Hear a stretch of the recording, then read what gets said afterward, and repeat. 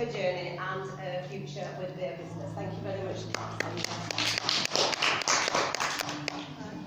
Thank you very much for that lovely warm introduction.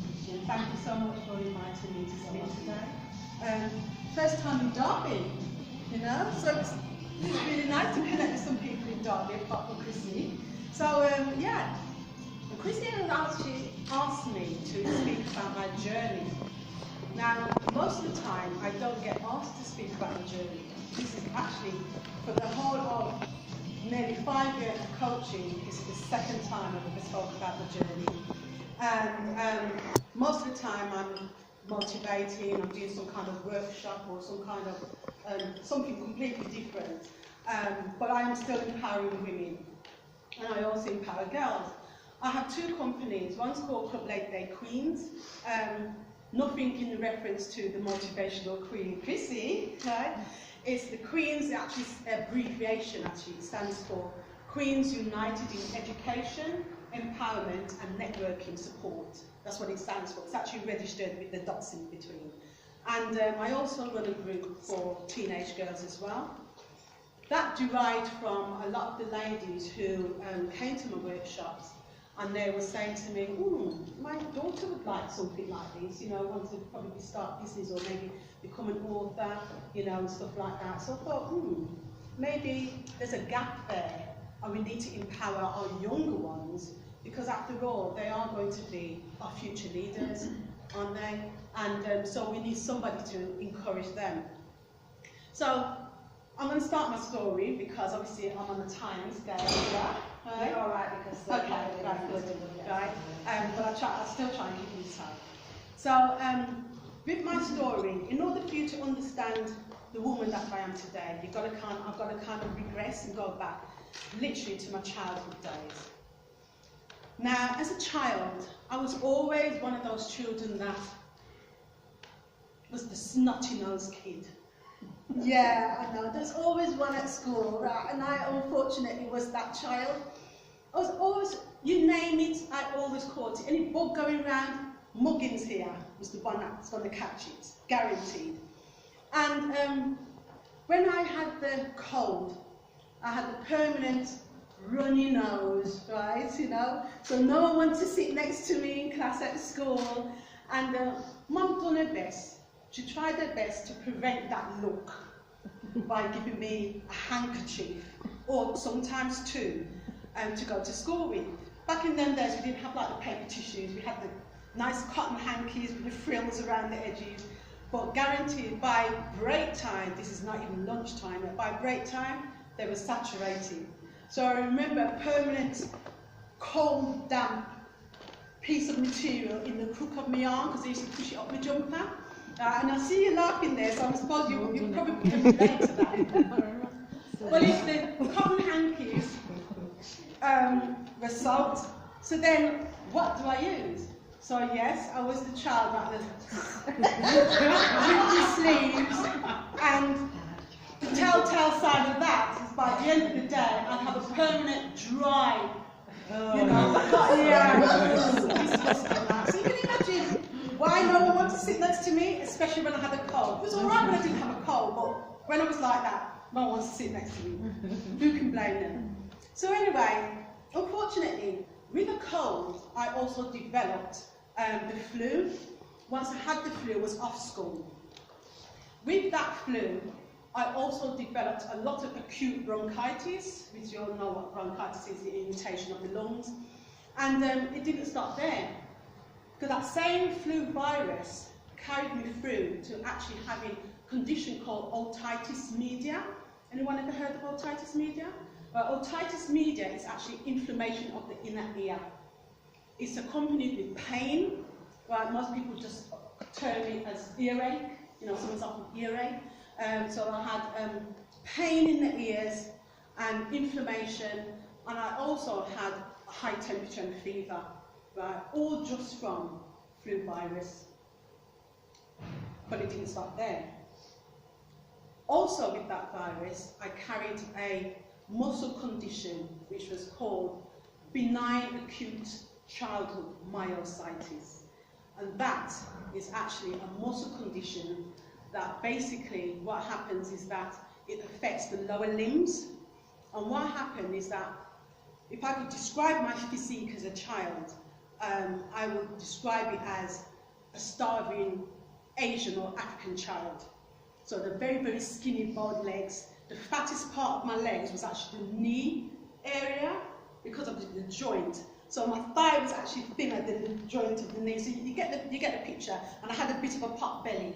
God knows why, but that was my physique. So when I had the acute benign childhood myositis, I used to sometimes walk on my tiptoes like this because I also had accompanied pain in my gastrocnemius, my calf muscle, and it was really awful. But the ultimate thing that happened with that same condition was that my legs would collapse under the weight of my body, and I wasn't exactly heavy, you know, so I wasn't able to walk at all, full stop. And I used to get around the house, not even on hands and knees, because I couldn't get onto the knees because the muscles not working. So I used to just drag myself with my arms as a child, going around the house and stuff like that. Luckily, them days you don't have like laminated or wooden floors. Everywhere was carpeted. I think even the bathroom had carpet. Ooh, you know, remember those carpet rolls that used to get saturated, especially when the boys used the toilet. Ooh, nasty. Breeding germs. But so I used to crawl around on my arms quite a lot, and the benign acute childhood myositis used to last. Sometimes the most would be a couple of days. So a couple of days of not being able to walk at all, and sometimes it would just be a few hours. So it would come and go. So I could be happy-go-lucky, running around, you know, in the house, you know, playing with my siblings and stuff, and next minute, just not working, you know. And funny enough, I weren't even scared. I weren't scared of the fact that I'm not walking. I can't recall being scared about it. I must have been so young that it just became a part of me. This was just me. And my siblings used to just, when it happened, they used to go, oh, she's not walking again, you know. It was just me. That was Sandy, you know. So it was nothing for me to be afraid of. But we come from a family, I came from a family where we absolutely love music and we love dancing. Now I remember every single, I can't remember if it was Sunday or whatever day of the week it was, but Top of the Pops, Top 40 used to come on the TV. Anybody remember Top of the Pops, Top 40, yeah? And Pans People. Remember Pans People? Okay, got a few that don't remember Pans People, right? Some of the younger ones might not remember Pans People, but Pans People, and wow, I wanted to be one of the Pans People, you know? So you can imagine how it was when it came to not being able to use my legs. But when my legs were working, that did not stop me. I would be off the settee, in front of the TV, dancing to Top of the Pops, pretending I was Pans People and all the rest of it. And it was just great. We all wanted to dance. So my mum could see that all of my siblings, we all had a love for dancing. Now I am one of the girls out of 6 of us, right? There's 6 girls and 1 boy. Now 4 of them was allowed to go to a dance school. I remember it very well. It was called Sheila Maria's Dance School, and it was on John Bright Street in Birmingham City Centre, right? And my siblings used to go, and they used to come back saying, oh, they've got these nice little new ballet shoes and these tap shoes and, you know, tutu and all these little things that you have when you go to dance school, right? And me being a girly girl, like most girls, want to go and do ballet and or some kind of gymnastics or whatnot, right? So I was a very girly girl.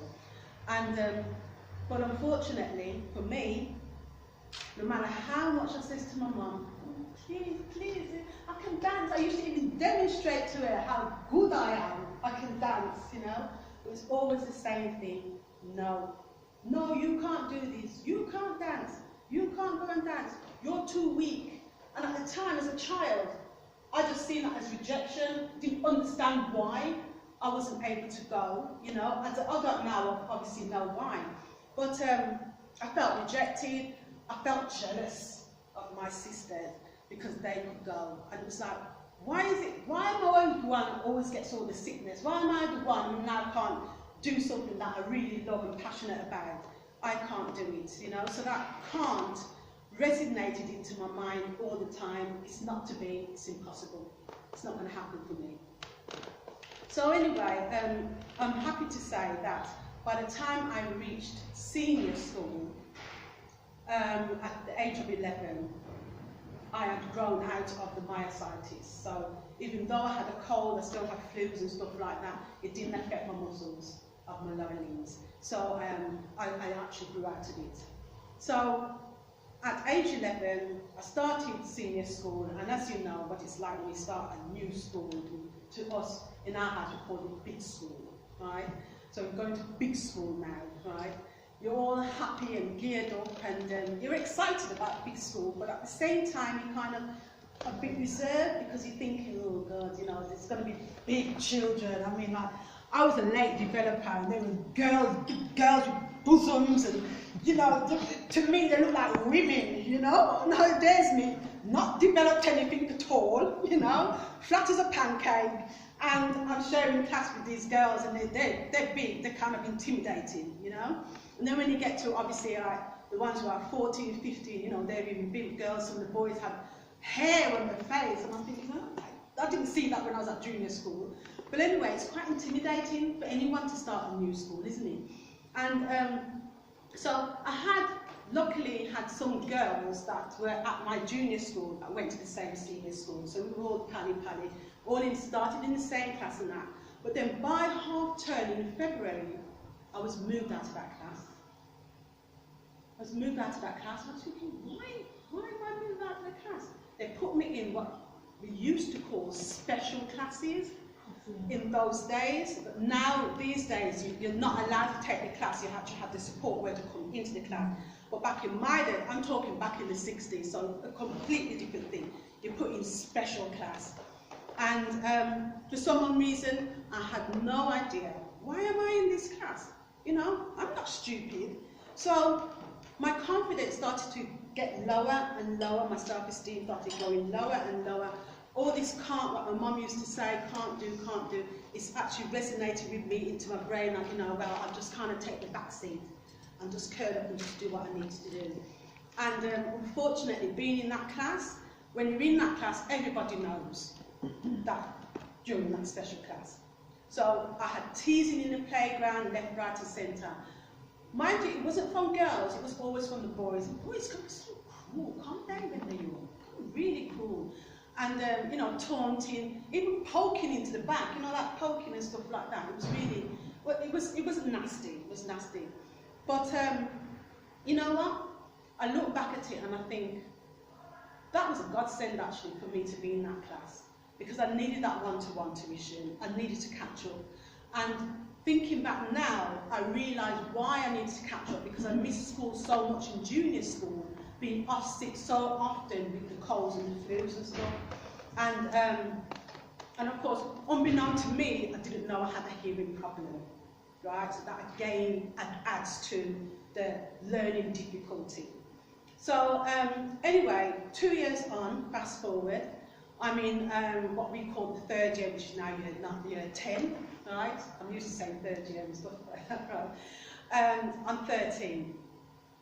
And in that year, you're able to choose your options about what subjects you're going to be doing. And I chose drama, because I still have, deep down, still have the passion. I wanted to dance and do stuff on stage. So I chose drama. I didn't know how I was going to cope with drama, because I'm now quite a shy person. But if it wasn't for Mr. Paul Fellows, which was my drama teacher, you know, hail to Paul Fellows, right? He brought that confidence right up for me, you know, because when you're in drama, you can't not perform, you can't not do tasks with your peers in the drama class and stuff.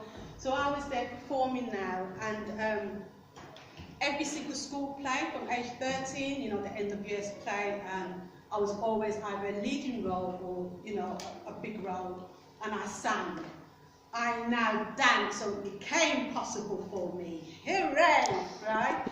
Or what my mum was saying, I'm now dancing on stage in front of people. And of course I'm acting as well. aside from school, I actually joined the Birmingham Repertory Youth Theatre, and in that we done loads and loads of plays and stuff. It was a play at least once a month, and I remember meeting some stars, because you have the repertory theatre, but you have more than one theatre hall, right? So different plays are going on at the same time, but you have one green room. And I remember one time in the green room I met Peggy Mount. It's a very, very old name. She used to be a lady that used to act on the TV and stuff like that. A bit like the bunch from Last of the Summer Wine. She was like that age group. And the highlight of anyone that I met during that time at the Repertory Theatre was meeting Ronnie Corbett. I think everybody knows Ronnie Corbett, yeah? I met Ronnie Corbett. And how that came about is that the adults in the green room were saying, I bet she's taller than you, referring to me, saying that to Ronnie, right? So I had to get up, Ronnie got up, and we stood side by side, shoulder to shoulder, right? But they couldn't tell, right? So they said, kick your shoes off. So we both kicked our shoes off.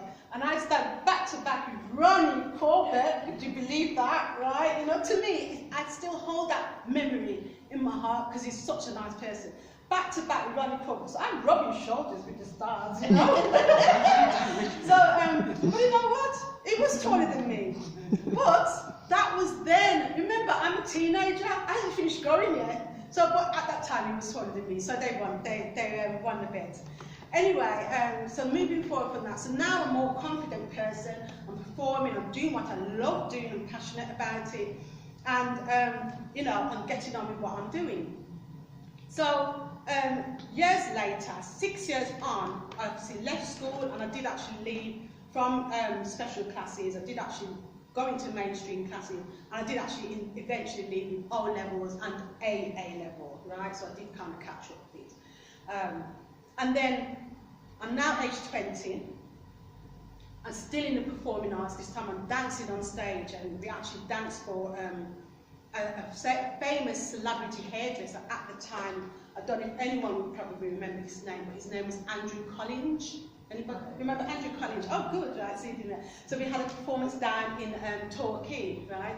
So you know I'm not making up no names. It was a younger audience, they'd be saying, well, we don't know, it could be anybody, right? But Andrew Collins, he was quite a famous person, wasn't he? A very celebrity, a bit like Gok One of today, but you know, back those days he was on TV very often, right? And we performed for, he had a hair show, and we was like the in-between acts doing dance performances and stuff, right? So I did that. And unbeknown to me, this is at age 20, I was actually pregnant, right? And I was still dancing on stage, didn't realise I was about 4.5 months, right? And in them days, we used to do a lot of, you know, lifts and stuff. The guys used to do a lot of lifts and things, so pretty dangerous actually. But I was always the one chosen for the elaborate lifts and stuff. Even like lift from one guy and actually thrown to another and stuff. Because I was only 7 stone at the time. There was other girls in the dance group, but they were like 9 stone or, you know, a bit heavier. So I was always a petite person. You wouldn't believe it looking at me now. You know, but yeah, I was a very petite person, and also grew. I eventually grew to 5'1.5". Don't forget the half, right? And so I was pregnant. Anyway, that caused the breakup of myself and my boyfriend at the time, because he didn't want to know anything about it, and get rid of the baby, blah, blah, blah. But this was my first pregnancy, and I thought to myself, well, what if something goes wrong and then I might never be able to have any more babies or something, you know? And I thought I had to make that decision. But obviously I made the decision to have my child. I knew from day one I was going to be a single parent. And so, going through that, knowing that I'm going to be a single parent, and also thinking to myself, well, I'm not sure if I could be in the performing arts anymore, because now I've got, you know, a responsibility, you know, how am I going to be touring and this, that and the other, you know, I can't keep leaving my baby with my mum and my dad, you know, all the time, and, you know, this is my responsibility, it's not theirs, it's mine. But unfortunately, my mum was actually sick at that same time. She didn't tell any of my siblings, and all 7 of us, was never sat down and said, I've got cancer. My mum was sick with cancer. And, sorry. 6 months later, my mum passed away. So my mum passed away 6 months later. Sorry. And all I could say is that I'm really, really grateful that she met my son. She had some time with him. And I'll never forget that time. She knew she was dying, but for some unknown reason, I think she's just trying to save us from the heartache, you know. And of course, I'm a single parent trying to cope with a child. I think she tried to save us from the heartache. And what she did is that when I was in my flat, she came up and stayed with me and my baby for a little while, and she'd never done that before. She'd never visited my flat, but she's never really stayed overnight. And during the night, I could hear her wheezing, and of course, I just didn't really understand about it so much, you know, because in those days, and I suppose a lot of time as well in Afro-Caribbean families, they don't kind of sit you down and tell you any kind of problems or anything like that. They just don't tell you anything. You just learn as you go along. So anyway, my mum passed away. Get your act together, Sandy. Right? My mum passed away, and I decided, well, what can I do as a career? I'm not going to go back now to performing arts, so I need to think, what else am I passionate about? What else do I like doing? And I loved doing makeup backstage when I used to do the theatre. And I used to do it for my peers as well, because some of them had no clue. But for some unknown reason, I just knew how to do makeup. So I thought, I'll go and do a beauty course, right? And hairdressing and stuff at college. So I enrolled in college, and then my son was roughly about 9 months old, and then I had to take him to have a hearing test. Now, Mum's here. Put your hands up if you're Mum. Mum? Right. Everybody? Right. Almost everybody. Right. So, you know when you have a hearing test and you've got to sit down with the child on your lap, right? And what happens is that the nurse comes behind you and she starts ringing bells or doing sounds or whatnot, right? So anyway, she's done the test and she comes back round, sat down onto her desk, and she goes, oh, I think he's got perfectly good hearing, you know, nothing's wrong with him at all, everything's perfectly normal. And I goes, you finished already? Right? And she says, yeah. She says, didn't you hear the things? I was right behind your back doing all the noises. I didn't hear anything. Right? She goes, oh, I suggest you go and get your own hearing test done, right? So I put myself in to the audiologist, had my hearing test done, and lo and behold, I said to him, well, how bad is it, or how good is it, or whatnot, right? And he goes, well, if you want to put it in age, you've got the hearing of about a 90-year-old. I go, bloody hell, that's good, right? I said, well, what else are you going to tell me? He says, well, I've lost about 80% of my hearing, right? And remember what I said about the otitis media? That's what caused it. So obviously going through school, not knowing, I'm obviously hearing the wrong instructions from the teachers, that's why I ended up in special classes, etc., etc. So you can see the build-up. And so it was quite devastating, because I'm thinking to myself, it can only happen to me, you know? One thing after another, you know? Now a single parent, I've lost my mother, and now I get the news now, and it says I'm going to have to wear hearing aids in both ears, and some of you may have noticed I've got one in today. I normally wear them both, but because sometimes when I need to put the phone next to my ear, I have a feedback, a whistling sound, right? I don't know if you can hear that, yeah? I have a whistling sound when anything comes close to me. So I just wear one. Anyway, so he told me that, and he says I have to come back in X amount of weeks to actually have the aids fitted, because obviously I've been diagnosed and now I have to make them. So I go back, have the aids fitted, push them in my ears, and my gosh, I can't believe that I was missing out on so much sound. It was, if you ever see anybody have a hearing aid fitted and all of a sudden they can hear, even though I could hear, it was just it was crazy. It was too much amplification, too much things coming in. My brain couldn't comprehend, what's this noise, what's all this? I could hear outside of the consulting room footsteps going along the corridor, which I didn't hear at all before I put them in my ears. I didn't hear it. And so we fit the hearing aids in, and I was just like, you know, I cried. I cried because it was just so dramatic, you know, thinking about it. It's just, you know, it's really so big. I couldn't hear before. I just couldn't hear. So I'm going outside now because he said I have to wear them, right?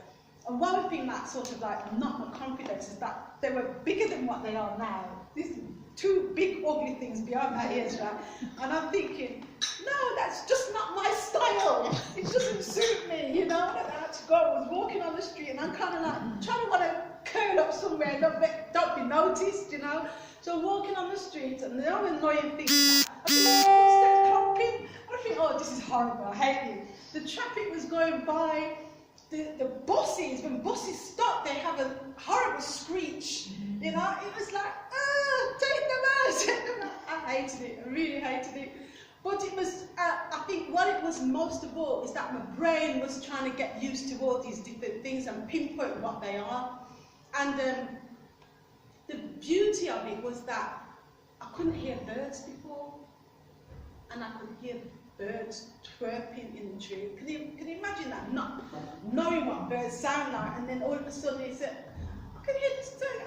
I'm working around, I'm thinking, what is that sound? You know, I'm looking around and I can see birds in the tree, and I think, what is that? You know what I mean? It was really crazy. But anyway, so that was another thing that I had to kind of get over, because I'm thinking to myself now, okay, now there's another thing, right? This is an obvious thing. If I haven't got it out, nobody will be none the wiser. So it's like sometimes when people have hidden disabilities, no one takes them, no one understands until they know about the person. Because that could be like even just having sickle cell and arthritis, things that you can't obviously see until it happens to the person. You know, and that is me with my hearing. Unless I'm wearing hearing aids, no one is none the wiser, you know, and because people keep saying to me, well, you speak quite clearly, but as a matter of fact, I actually learned to speak and pronounce things a lot more whilst I was in that special class, because again, another program that we used to watch on TV was World of Sports, with Dickie Davies. Yes. And they used to read off the football results. There's a man that used to read off the football results. I do it no more, because obviously I don't watch sports. But the man used to read off the football results. But that really knows. I don't want to be that child, you know. Yeah, I've got those issues. That's tears. It's tears running now. That kind of snot. So the man used to read off things. I used to say like Wolverhampton versus Derby, late kick-off, you know, things like that. Do you remember? I used to kind of like say, so I used to read along while the man was reading, so I got pronunciations of places and stuff, and I really got my voice projection right, because I used to love reading it when he used to do that. So that's how I learned to talk. Hopefully it sounds all right to you, yeah? And so yeah, so having the hearing aids now, it kind of lowered my confidence a bit as well, because I'm thinking now it's an obvious thing that people's going to judge me and all the rest of it. My self-esteem's gone back down again, right? And a year after having been fitted with hearing aids, my dad passed away. So now I've got no parents. And I've wallowed in some serious self-pity, you know, like, what else could happen? What else could happen to me? And, you know, losing everybody that I love around me, you know, I just can't cope. I can't cope being a single parent and that. I've got no one to go to for Christmas. Do you know what I mean? As silly as it might sound, but mum's or dad's house is always, it's the focal point when it comes to Christmas, you know? You got all your friends saying, oh, what are you doing for Christmas? Oh, I'm going to my mum's and stuff like that. And I'm like, I don't know, I suppose I'll just stay at my flat. I've been dinner with myself and my son, you know, or I might go to my sisters, you know, we might kind of meet up and stuff like that. So from that day, Christmas has never been the same, because when the backbone, we used to call her mum the backbone, you understand? And also being a parent, and I've got 2 sons now, you know, I'm like the backbone, you know, so Christmas is always down mine, I'm always in the kitchen, you know, we all can relate to that. So when the backbone is gone, it's like, well, what do you do? So now I've got no parents, and I'm labeling myself as an orphan, you know, as big as I am as an adult. I'm all of 22 years old, and I'm an orphan, you know, and I'm just wallowing in self-pity. There was a time where I wanted to take my own life, you know, even though I had my son, I did want to take my own life, because I just thought, I can't cope, couldn't cope. But I managed to get over that, you know, I managed to get over that point. And so during my time of doing my courses in hair and beauty, really loved doing hair and beauty, especially makeup. And my teacher says to me, she says, have you ever thought of teaching? And I'm like, talking to me? Clock ears? No way. No way can I stand up in front of people, especially students. You know, students can be a bit, you know, when they're ready. I can't do that. So they can't, I'm using that word can't, I can't do that, that's impossible. You know, not with these. No, it's not going to happen. You know, it took me some months before. I was still training, and I was still watching her, and I was still thinking to myself, can I not? And every time I say, can I? It always ends up with the can I not. No, I can't. No, I can't do that. You know what I mean? So months later, I decided, you know what, I need a career. I've got this responsibility of this child. I have to do something. I need a proper career, you know. I was at college, but I also did a little bit in retail. I've done some retail in the shops, shoe shops, clothes shops, and whatnot. And, you know, but I wanted more than just retail. I didn't want to be in a retail career. I needed a career. So I decided, you know what, someone had faith in me. Someone could